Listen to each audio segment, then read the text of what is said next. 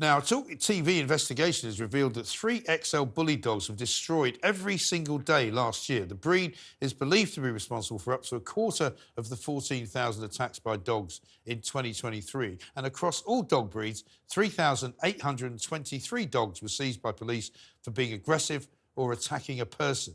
A record-breaking 1,230 dogs had to be destroyed by officers across England and Wales between January and October last year, well over the double the figure from 2022.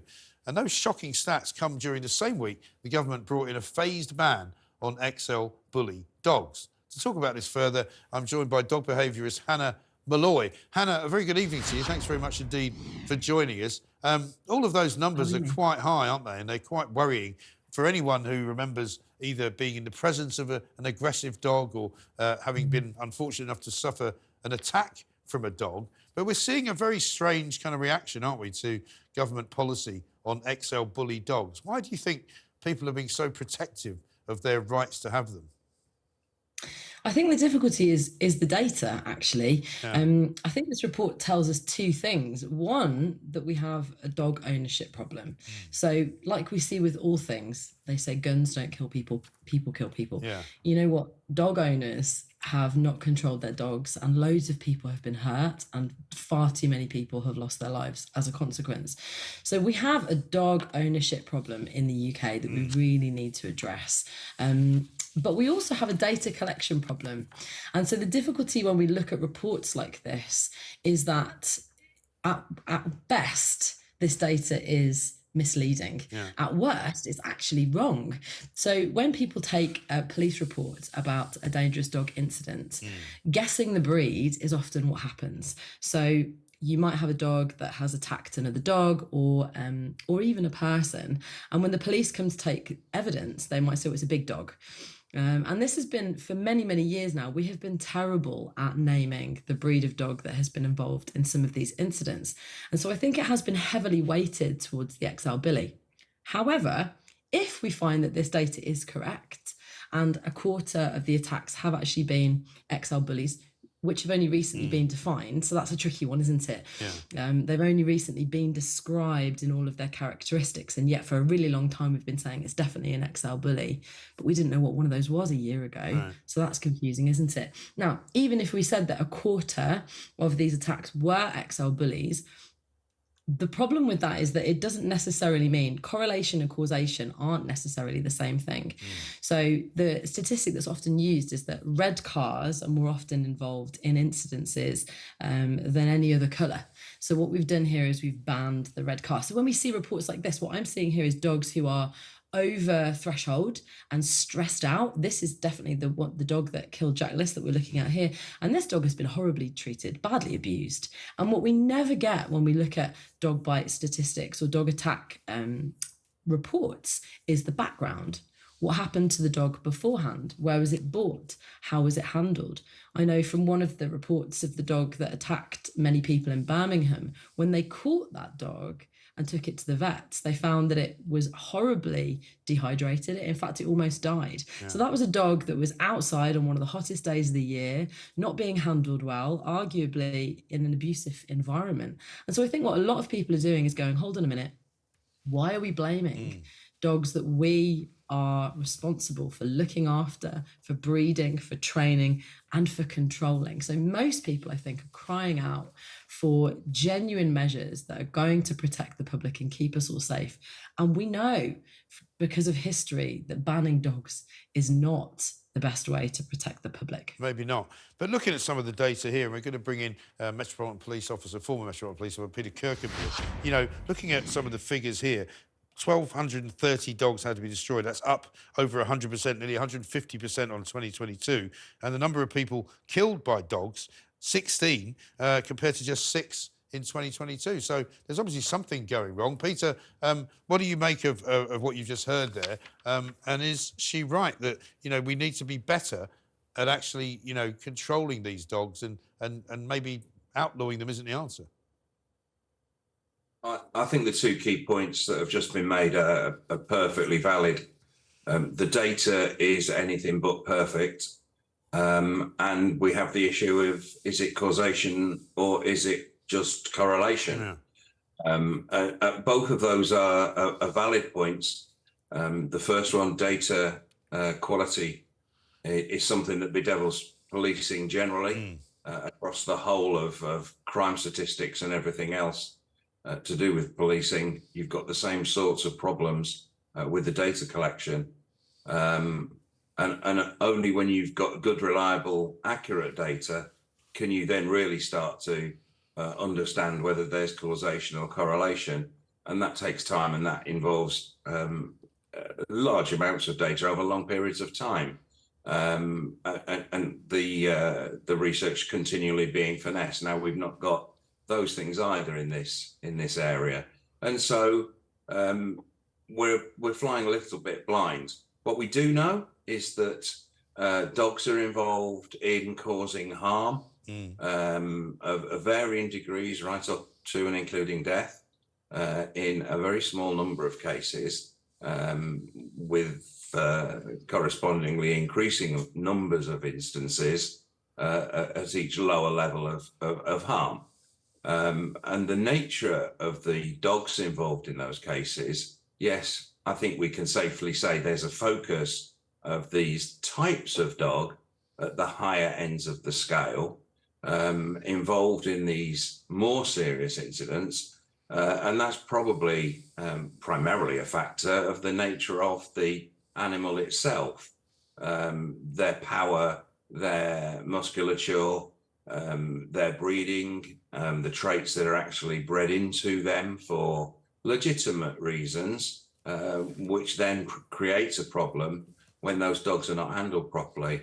But it's an absolute truism that the problem is the people that own the dogs, rather than the dogs themselves, for the most part. Yes. So, Hannah, let me come back to you then. If we're going to say, will this decision-making process by the government work? Will people actually who are told that they must either get rid of their dogs, or they must muzzle their dogs, or they must register their dogs, if these are people who, generally speaking, are not likely to obey the law, are they actually going to do all those things? And what do you make of some of the suggestions that many people are sort of shipping their dogs off to Scotland where it's not illegal? Yeah, it's such a good question. I absolutely feel for everybody who is trying to type their dog right now. We are in a really unique moment in time where people are having to decide whether their dog is considered to be an XL bully type, when the dog licensing officers are still getting the training that they need to be able to determine that legally, which is a really horrible position for anybody with a dog this shape to have to do. The layperson and even dog behaviorists like me can't weigh in really on this, because we're just not allowed to. I do expert witness for dangerous dog cases in court, but I still, in this context, wouldn't say yay or nay to a particular dog because it's such a tricky time.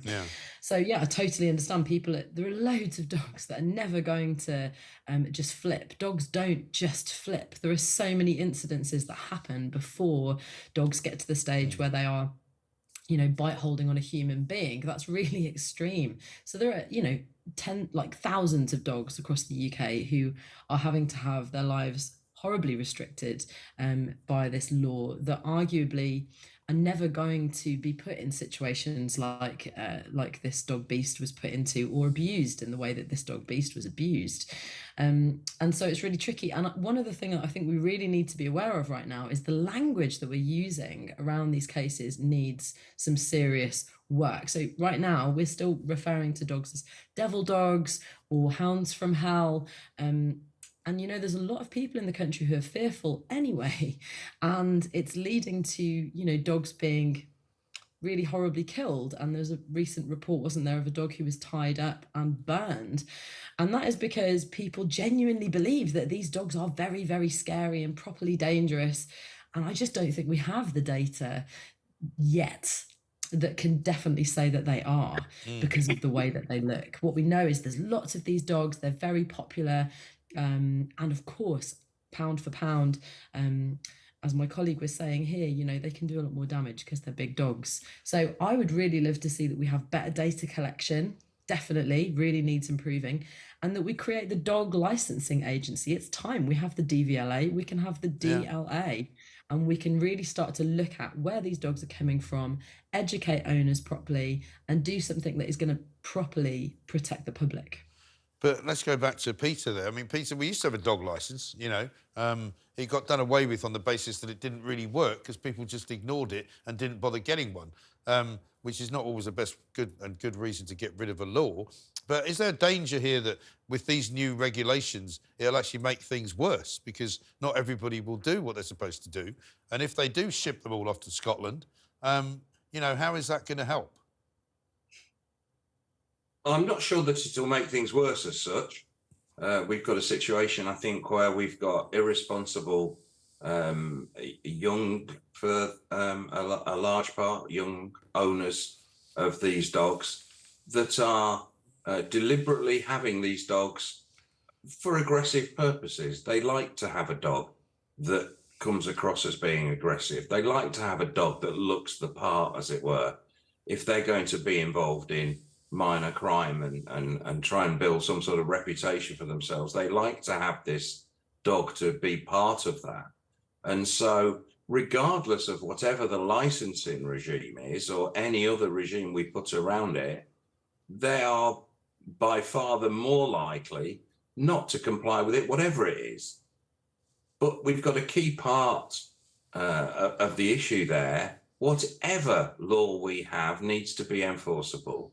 A law, or a criminal law especially, which cannot be enforced for whatever reason, is really not worth the paper it's written on.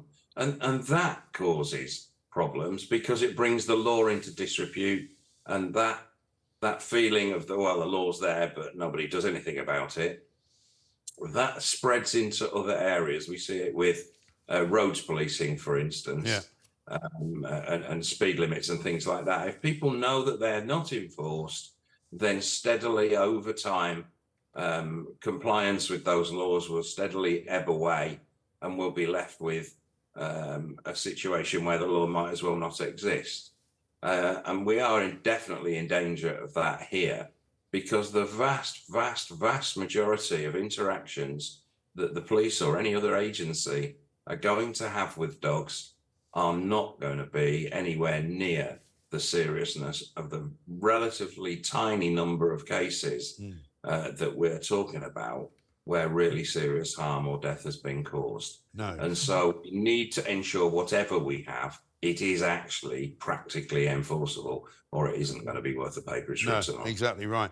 Let me just show you something. We saw a picture today of an owner of one of these dogs wearing a muzzle to a pub, which he said was in solidarity with his dog, the XL Bully. Maybe that's the answer. Maybe we should just muzzle the people that own them and leave the dogs alone.